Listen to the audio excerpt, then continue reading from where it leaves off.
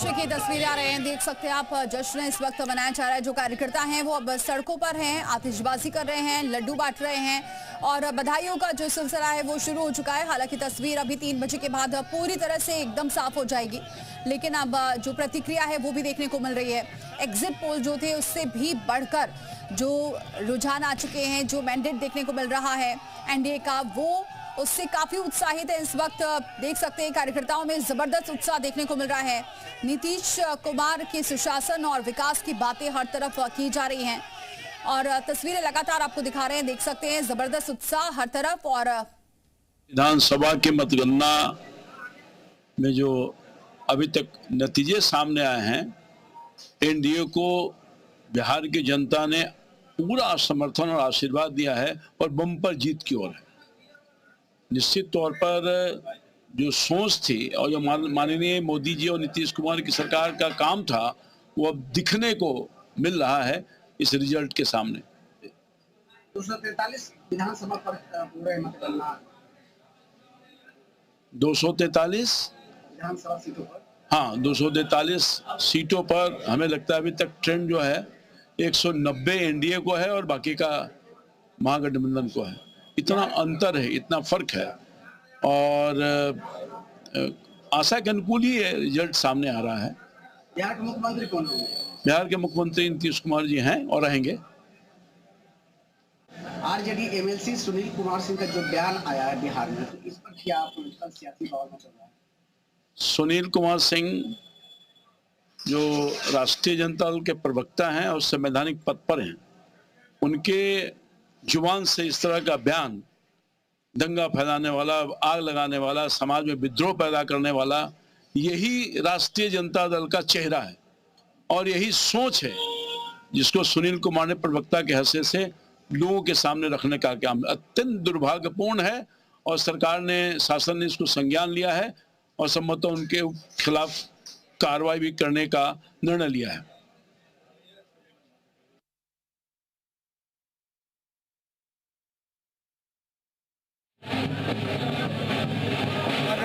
रामकृपाल यादव जो हैं अभी फिलहाल 3400 वोट से आगे चल रहे थे, हम आपको बता रहे थे, लेकिन अपडेट उसमें यह है कि करीब 7500 वोट से ईसीआई के साइट पर बताया जा रहा है 7696 वोट से रामकृपाल यादव आगे चल रहे हैं। और यहां पर महिलाओं के जश्न की तस्वीरें एक एक करके लगातार हम आपको दिखा रहे हैं। बीजेपी दफ्तर के बाहर देखिए किस तरीके से रंगोली महिलाएं बना रही हैं। संदीप श्रीवास्तव जी हमारे साथ राजनीतिक विश्लेषक जुड़ गए हैं। संदीप जी, इस जीत को, एनडीए की इस जीत को कैसे देखते हैं? किस फैक्टर ने सबसे ज्यादा इंपॉर्टेंट रोल प्ले किया? अगर मैं आपसे 3 फैक्टर पूछूं तो देखिए, एक तो जो सबसे बड़ा फैक्टर था वो जो नीतीश कुमार जी की जो लोकप्रियता थी, जो प्रो इनकम्बेंसी की बात कही जा रही थी, एंटी इनकम्बेंसी की बात कही जा रही थी, मुझे लगता है कि प्रो इनकम्बेंसी थी और वहां की जो बिहार की जनता थी वो ये चाह रही थी कि जो नेतृत्व है वो नेतृत्व नीतीश कुमार के हाथ में ही रहे।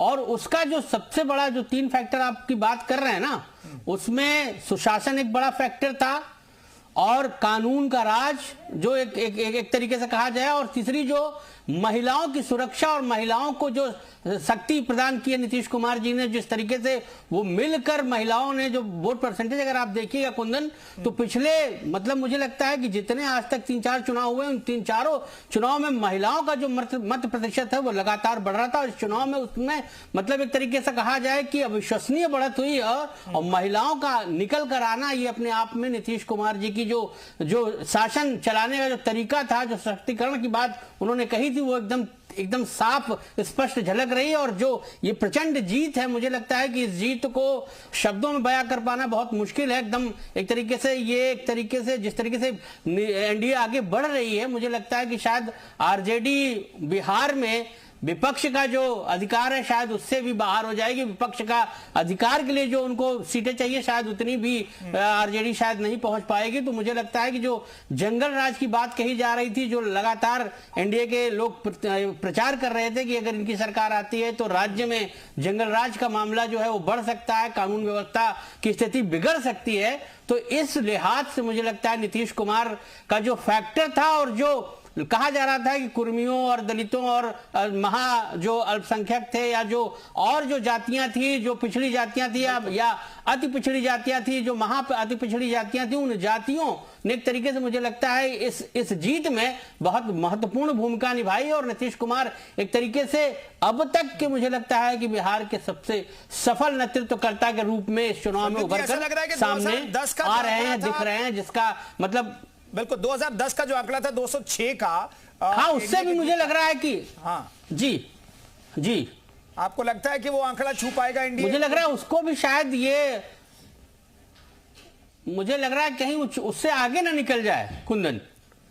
अभी तो 3 बजे तक का जो मामला है, 2-3 घंटे में, तो आप 2 घंटे में मुझे लगता है कि शायद 210 तक ये कहीं ना पहुंच जाए, जो अब तक का ऐतिहासिक जो विजय होगी मुझे लगता है वो उस जीत की ओर एनडीए का जो गठबंधन है वो बढ़ रहा है। संदीप जी, सीएम योगी के प्रचार को कैसे देख रहे हैं? क्योंकि अभी तक जो सामने आ रहा है उसमें ये सामने आ रहा है कि 31 सीटों में लगभग 21 से ज्यादा ऐसी सीटें हैं जहां पर वहां के प्रत्याशी जीते हुए नजर आ रहे हैं।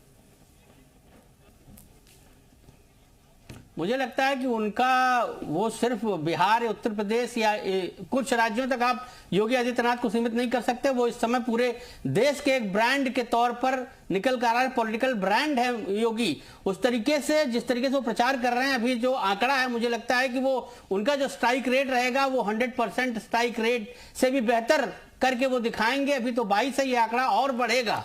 मुझे लगता है आने वाले समय में ये आंकड़ा और बढ़ के जाएगा और उनकी जो स्वीकार्यता है वो एक हिंदू सम्राट के नेता के तौर पर उनको देखा जा रहा है। जिस तरीके से तुष्टीकरण की बात वो अपनी सभाओं में कर रहे थे कि अगर ये आते हैं तो किन लोगों को इस सरकार का फायदा होगा अगर आरजेडी की सरकार बनती है और किन लोगों को नुकसान होगा, मुझे लगता है ये बात कहने में एकदम सफल रहे हैं। और जो स्ट्राइक रेट उन्होंने अपनाया है, मुझे लगता है वो बिहार के बाद जिन राज्यों में अगले 6 महीने में चुनाव होना है, उन राज्यों में भी योगी आदित्यनाथ एक बड़े ब्रांड एम्बेसडर के तौर पर, पॉलिटिकल ब्रांड एम्बेसडर के तौर पर देखे जाएंगे। और उनकी जो नीड है मैं आता हूं सर, बेतिया से धनंजय हमारे सहयोगी जुड़ गए हैं। धनंजय, वहां पर कितने राउंड की काउंटिंग हो चुकी है और कितने देर में नतीजों का ऐलान होने की उम्मीद कर सकते हैं?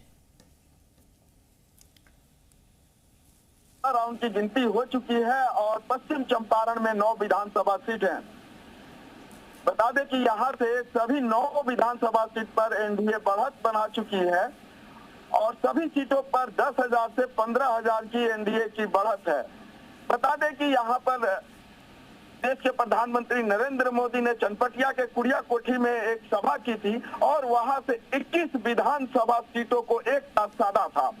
फिर वहां पर लगातार यूपी के सीएम योगी आदित्यनाथ का लगातार बेतिया, बगहा, रामनगर, लौरिया में जो विधानसभा सभा हुई, उसके बाद से यहाँ पर जितनी भी सीटें फंसी थी वो सारी सीटें आसानी से आज एनडीए गठबंधन जीत रही है और सभी सीटों पर 10,000 से यहाँ पर एनडीए बढ़त है। बता दें कि बेतिया विधानसभा सीट से मंत्री रेणु देवी इस समय आगे हैं। बता दें कि रामनगर से नंदकिशोर राम 10,000 से आगे हैं।